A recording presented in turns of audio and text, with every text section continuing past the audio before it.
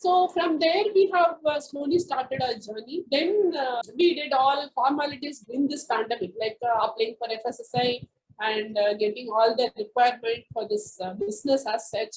Then we slowly moved, and now we are almost a year old. This is so beautiful and powerful. So, when you saw this one reality factor that in the pandemic, the whole globe came to a lockdown, but food was something that everyone was still dependent on, and something which is traditionally yours, the masalas, which they do culturally in your side of the family, is what you brought out. But where did you see making and selling of the masalas helping people in this spectrum that you thought you can make a difference in? How are the two connected? Where did you see the two meet? And what exactly are you doing to make sure the two meet? If you have something on your own, you can put it in use in whatever way you want to. So if I'm equipped in special education, I can put it in use and I can make whatever I want to. So the same thing. I have a skill of the masalas of the traditional way of food. So this I can transfer it to these people and make this product. And I'm sure that this product will not go wasted. Like people will come back and buy that.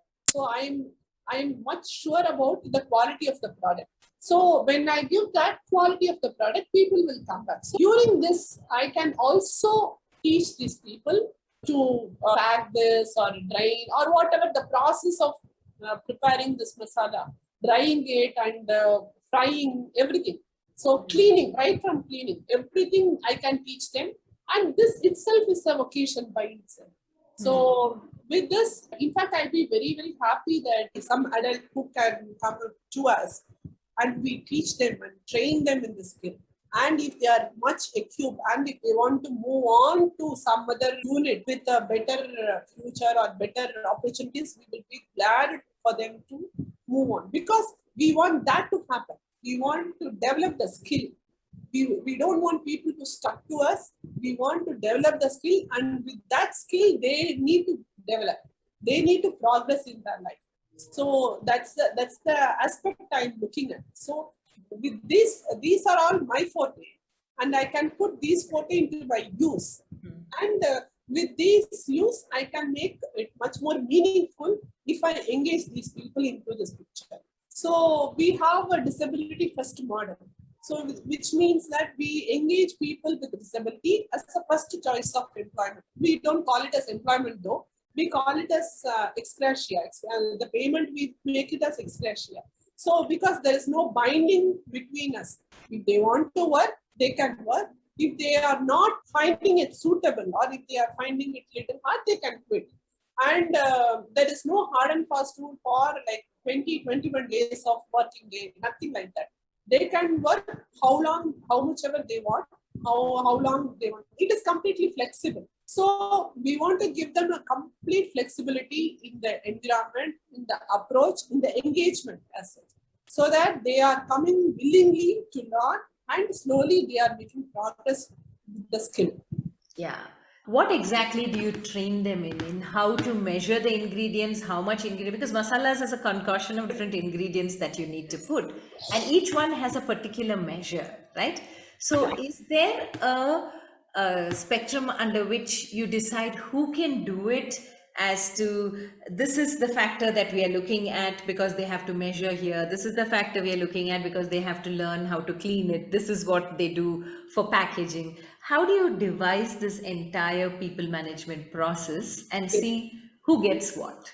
Okay, so it is depending upon the strength of that adult. So, for example, one adult whose name is Sridhar, he is very good at doing things faster. So he is not a person who can fry because frying is the thing you have to do it slowly and gently. He is learning that because we also give him opportunity to fry because he needs to learn that also.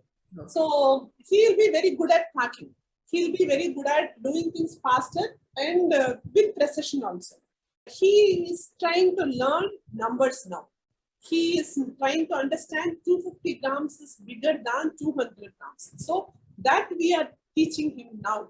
So we will literally say that 250 stop and go 250 go. So we need to tell him this every pack he packs, not just 1 or 2, not just 2 days, 3 days.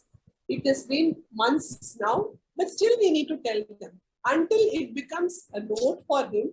He needs to understand, he needs to stop by himself, but majority of the time he is learning by himself. So sometimes we will leave him alone to do this packing, like measurement. He is still learning that, but still somewhere he will correctly find out and do that once in a while. So that's a surprise for us. In the sense, he also can learn it and do it when he gives that up. There is no, there people can learn and do mistake. So mistakes are accepted and warmly welcomed. So there is no problem there. Nobody is going to penalize for the mistake. And that's the strength for these adults. Like there is no compulsion for them to do it right every time.